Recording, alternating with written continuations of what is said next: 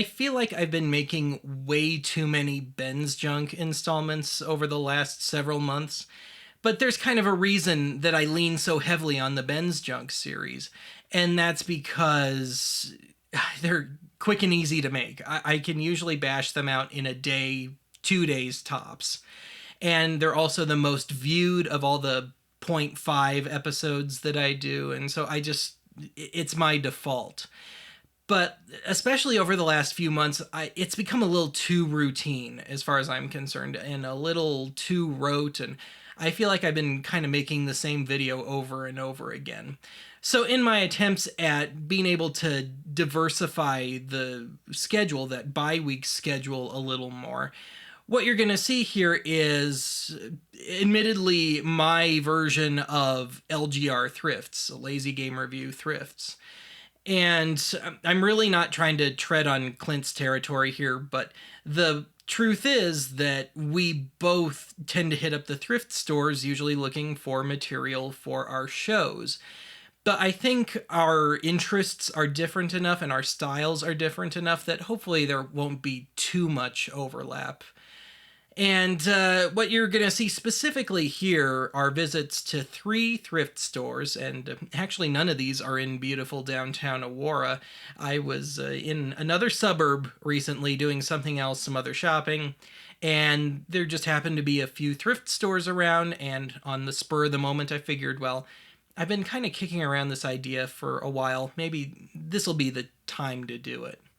So I shot some footage using entirely the little camera built into my cell phone. And yeah, it's rough. It's real rough. It's very blurry, jerky. But hopefully I'll get a little better at that should I continue with this. And if you remember a few months ago on a regular archive episode, I tried to do a thrifting thing with some cheap camera glasses that I'd picked up.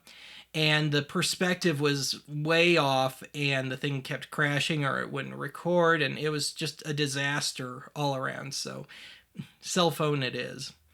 But anyway, I've talked way too long already. Let's look at that thrifting footage.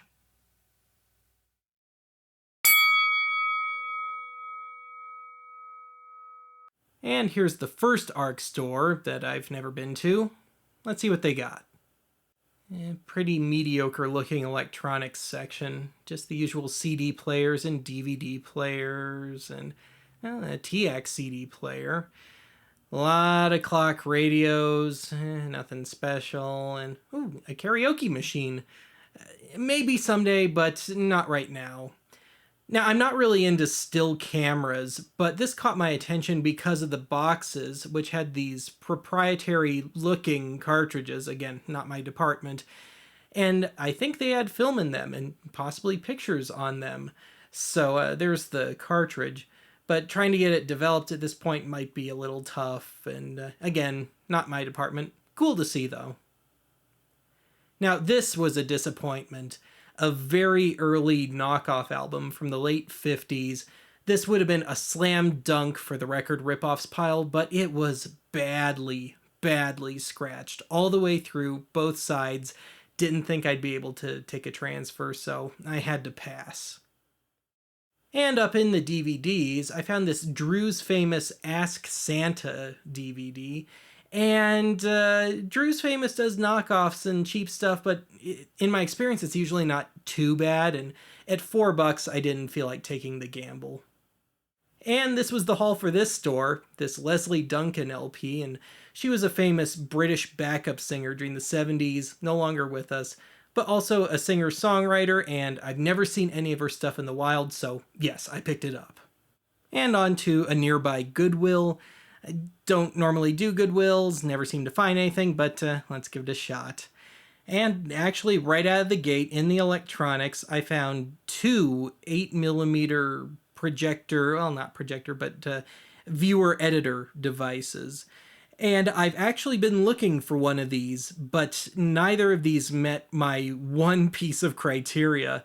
And that is that it would run on something like a halogen light bulb, as opposed to the old huge glass bulbs, because those old bulbs haven't been made in decades, and they're very hard to come by, and they're expensive when you can find new old stock, so no.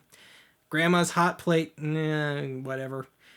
An Atari flashback, and these things were what, 25, 30 bucks when they were new? Well, 10 bucks seemed a little steep, and I've already got an Atari 2600, so no. And some speech to text software for Macintosh, and, well, I guess it's in the Goodwill because, yeah, well, we all know how all that stuff works. And this isn't my department, so no. And more electronics and just kind of the usual stuff. Kind of neat looking Technics AM FM radio receiver thing, whatever. And I've been looking for another 8-track deck, but this was some cheap off-brand thing, and yeah, I don't think it's going to be any more reliable than what I've got, so no. And one of the first DVD players my family ever owned, but not that one. And one of those Skip Doctor scratch remover things for CDs, and after the couple of Ben's junks I did on the cleaning repair stuff, I think I'll just stick with going over to the video game store. And a couple of realistic Radio Shack speakers, and I think these might be car speakers. They seem to fit the right size and wiring for it, but yeah, whatever. Oh god, these. I've already got the black box, and it's the same brand, although that's a lower end model, and no, I curse at the one I've got enough. And a putt return thing with a knockoff Caddyshack gopher, and well, that's interesting. Already have a putt return, but nowhere to use it on any kind of regular basis. And on top of the glass case, I found a stack of records, and I found this very early Mobile Fidelity audiophile LP, and it turned out to be only the second one they ever released, so yeah. Couple of copies in the end of Yes's Fragile, got both of them, and some sound effects LPs, and the one with the black and white cover, which I'll pan back to in just a moment here. There it is. That's also Mobile Fidelity, but from before they started doing music. It's from the early 60s. And Firefall. Wouldn't be Colorado without Firefall. And that second copy of Fragile. And another Yes album. Yes to all of them. And speaking of yes, it's National Yes Day. And yes to that, I'm okay. And actually some pretty good records. Didn't quite know who that was at first. Turned out to be B.J. Thomas. Not really a fan. Some of the stuff I've already got or just don't really want on vinyl. And, ooh, George Harrison. Yeah, some good stuff in there. Andy Gibb already had. Howard Jones I already had. Not the original mix of that Billy Joel album. Already had the Elton John. And over in the books, I always hit the books because ever since I did the Elvis exploitation episode, I've been trying to find a copy of Orion. It's just too expensive on eBay and Amazon, and I haven't had any luck yet, unfortunately.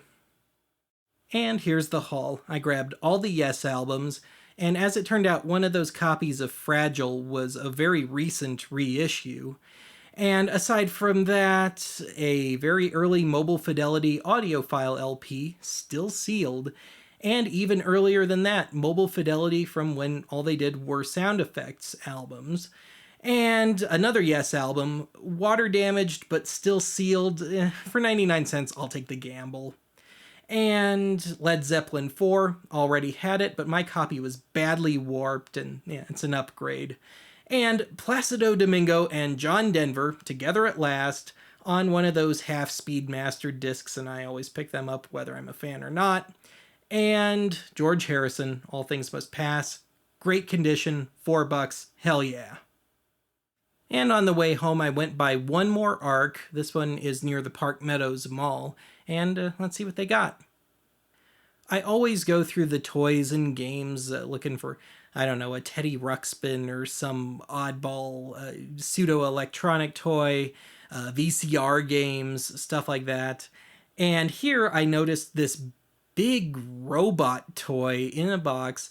Didn't have a price or anything, but how often do you see something like that in the wild?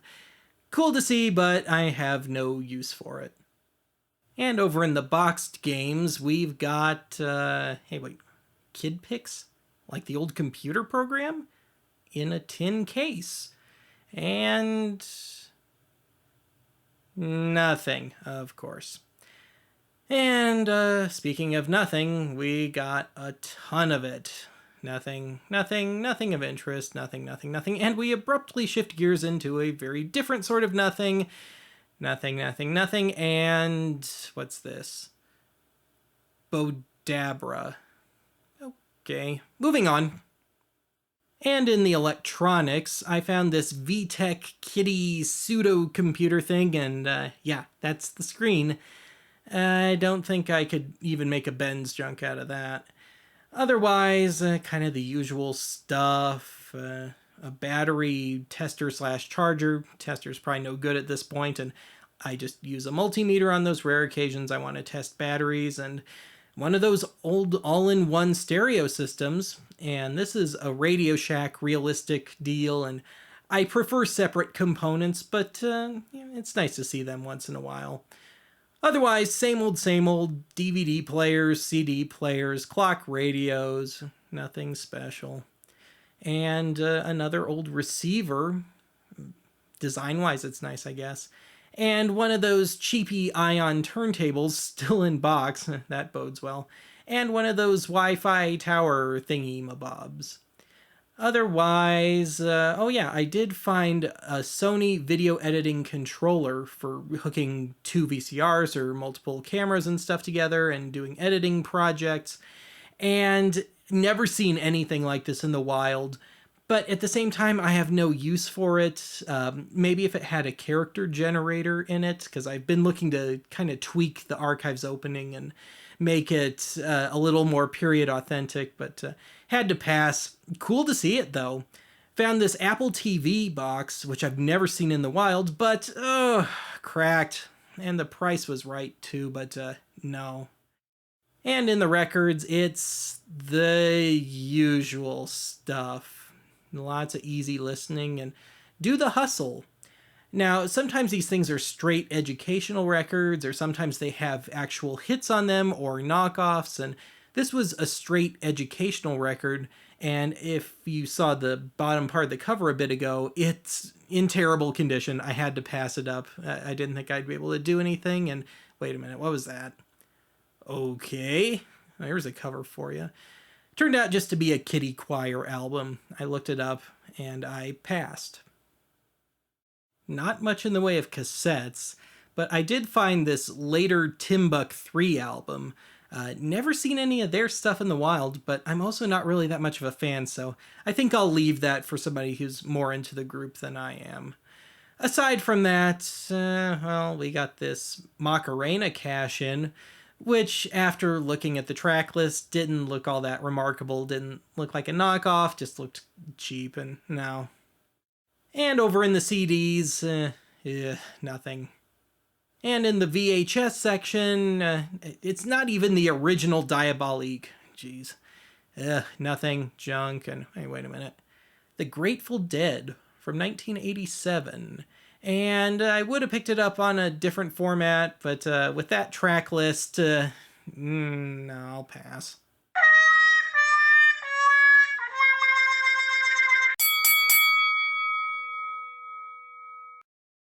All things considered, not a bad little haul. A grand haul of 10 albums at a total of $15. And about half of these are going into the archive pile. And let me know if you'd like to see this become an occasional thing around here, or if I need to go back to the drawing board. Having said that, whether you like it or not, there will be one more guaranteed installment of this series, because I went out again the next day, because it was sale day, and took some footage of some of my usual haunts here in beautiful downtown Aurora. Figured I'd better do it at least once while I'm still here. Anyway, that's it for today. I'll see you again soon.